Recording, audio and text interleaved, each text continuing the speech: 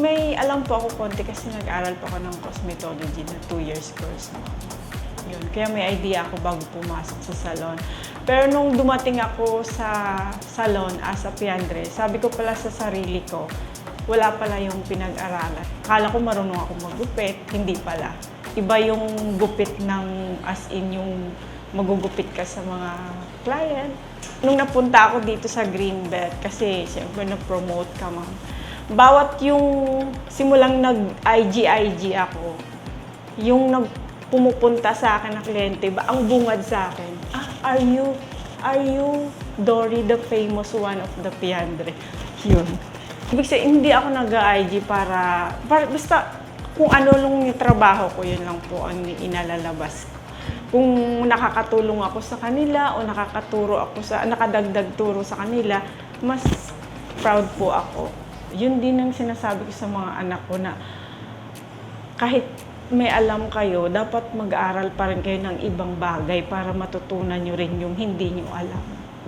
Kasi dito sa Piandre, yan po yung lumawak yung kaalaman ko. Hindi lang sa paggugupit, sa makeup, yung pakikisama. Continue. Yes, lagi yung pag-aaral o kaya yung matutunan mo rin sa iba, sa kasamahan mo, kung anong meron sila, dapat maano mo rin sa sarili mo, gusto ko rin matuto ng ganyan. Hindi yung mag-stuck ka lang sa isang kaalaman. Ilalo ngayon, ma'am, di ba, malaking responsibilidad binigay mo sa akin ng Piandre. Kaya kailangan maging model ka. Kasi nung manikrista pa ako, late, absent, iba na pala ngayon kung meron kang responsibilidad as yung trabaho mo na mahal mo. Yun.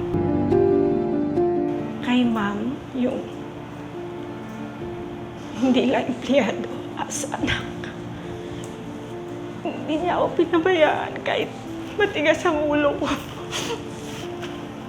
Thank you, ma'am. Sa walang sawang pagmamahal sa akin, hindi sa akin, sa mga anak ko.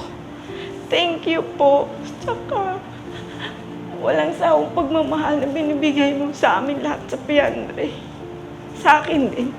Thank you kasi isa si ma'am sa nagpamulat sa lahat ng bagay sa akin. Thank you po kasi nagkabahay ako dahil kay ma'am. Thank you. Kasi hindi ko iniisip yan nung una na kasi may bahay naman kami sa probinsya. Kaya okay na, pero sa yearly na tinuturo, nagkakaroon ko pala ng sa sarili. Yung tiwala. Isa yan si ma'am. Thank you po, ma'am. Sa pagmamahal. Sa inyo din po, Ma'am Ray. Sa bigay ng tiwala. Sa inyo po lahat. Sa family ng Piandre. Thank you po.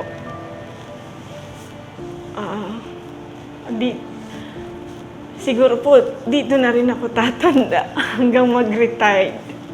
Kasi yung samahan po natin lahat, hindi po yan mapapalitan. Thank you po.